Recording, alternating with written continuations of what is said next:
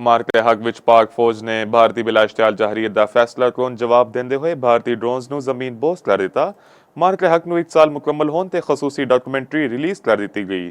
ਇਸ ਮੌਕੇ ਤੇ ISPR ਦੇ ਵਲਵਲਾ ਅੰਗੇਜ਼ ਮਿਲੀ ਨਗਮਾ ਅੱਲਾਹੁ ਅਕਬਰ ਤਿਆਰ ਹੈ ਹਮ ਵੀ ਰਿਲੀਜ਼ ਕੀਤਾ ਗਿਆ ਤੇ ਪਾਕ ਫੌਜ ਦੇ ਹੱਕ ਵਿੱਚ ਅਵਾਮੀ ਹਲਕਿਆਂ ਵੱਲੋਂ ਰੈਲੀਆਂ ਵੀ ਕੱਢੀਆਂ ਗਈਆਂ। ਤਫਸੀਲਾਤ ਜਾਣਦੇ ਹਾਂ ਇਸ ਰਿਪੋਰਟ ਵਿੱਚ। ਹੱਕ ਵਿੱਚ ਪਾਕ ਫੌਜ ਦਾ ਦੁਸ਼ਮਣ ਨੂੰ ਪੇਸ਼ਾਵਰਾਨਾ ਤੇ ਭਰਪੂਰ ਜਵਾਬ। ਭਾਰਤੀ ਡਰੋਨਸ ਦੀ ਦਰਅੰਦਾਜ਼ੀ ਦੀ ਨਾਕਾਮ ਕੋਸ਼ਿਸ਼ ਉਤੇ ਡਾਕੂਮੈਂਟਰੀ ਰਿਲੀਜ਼ ਕਰ ਦਿੱਤੀ ਗਈ। ਬਿਲਾਸ਼ਟਿਆਲ ਜਹਰੀਅਤ ਦੇ ਫੈਸਲਾ ਕੁਨ ਜਵਾਬ ਦਿੰਦੇ ਹੋਏ ਪਾਕਿਸਤਾਨ ਨੇ ਭਾਰਤੀ ਡਰੋਨਸ ਨੂੰ ਜ਼ਮੀਨ ਬੋਸ ਕੀਤਾ। ਆਲਮੀ ਮੀਡੀਆ ਨੇ ਵੀ ਪਾਕਿਸਤਾਨ ਦੇ ਫਿਜ਼ਾਈ ਦਿਫਾਈ ਨਿਜ਼ਾਮ ਦੇ ਜ਼ਰੀਏ ਭਾਰਤੀ ਡਰੋਨਸ ਦੇ ਮੌਸਰ ਤਰੀਕੇ ਨਾਲ ਤਬਾਹ ਹੋਣ ਦੀ ਬਰਮਲਾ ਤਸਦੀਕ ਕੀਤੀ ਹੈ। ISPR ਦਾ ਵਲਵਲਾ ਅੰਗੇਜ਼ ਮਿਲੀ ਨਗਮਾ ਅੱਲਾਹੁ ਅਕਬਰ ਤਿਆਰ ਹੈ ਹਮ ਦੀ भरपूर पजीराई का सिलसिला जारी है। गुज़श्ता साल मार्के हक दे मौके ते रिलीज किया गया नगमा अवाम दे दिल जीत चुकी है। ISPR दे शानदार नगमे विच लहू गरमावन वाले इशार ते सहरंगेज आवाज ने समा बन दिता।